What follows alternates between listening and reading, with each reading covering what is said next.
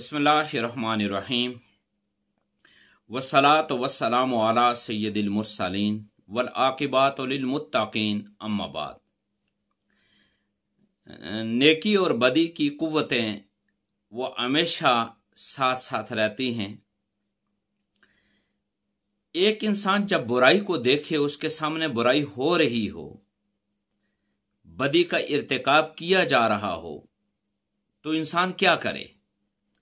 इस सिलसिले में हुज़ूर ताजदार कायनात सल्लल्लाहु अलैहि वसल्लम का वो इरशाद पाक जो सही मुस्लिम में है, हमारी मुकम्मल रहनुमाई वो करता है।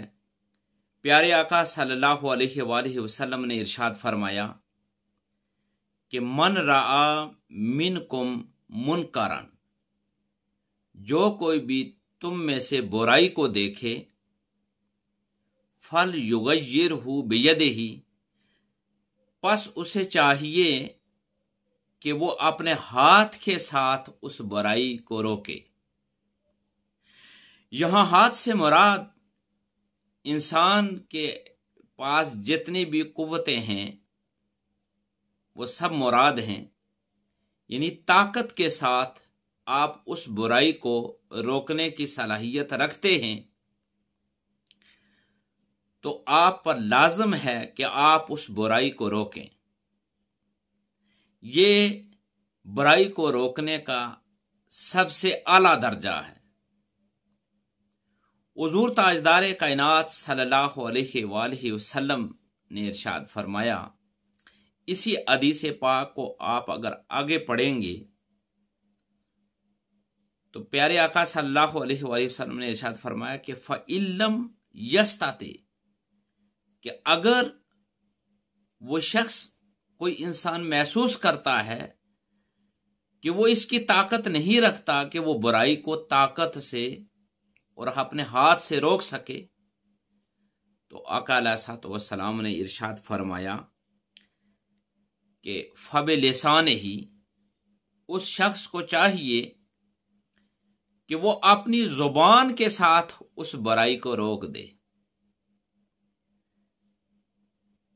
लेकिन यहां भी अगर कोई इंसान ये समझता है कि अगर मैं जुबान के साथ भी रोकने की मैंने बुराई को कोशिश की तो इससे मेरा नुकसान भी हो जाएगा और ज्यादा नुकसान हो जाएगा,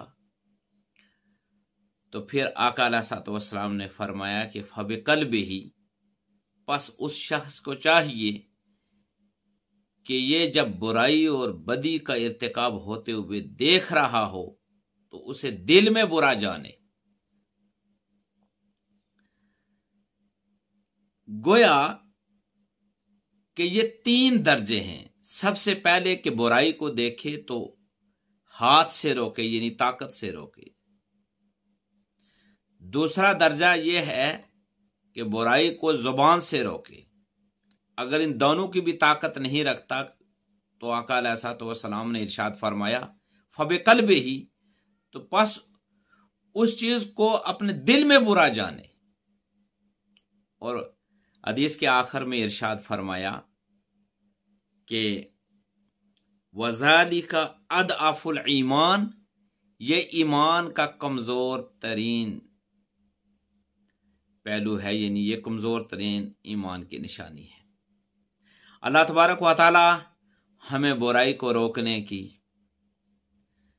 और बदी का इर्तिकाब करने वाले जो हैं उन्हें बदी से रोकने की तौफीक और हिम्मत अता फरमाए, और हमें अपनी ज़िंदगी, ये जो 4 दिन की ज़िंदगी है, मुख्तसर और फ़ानी ज़िंदगी है, इसको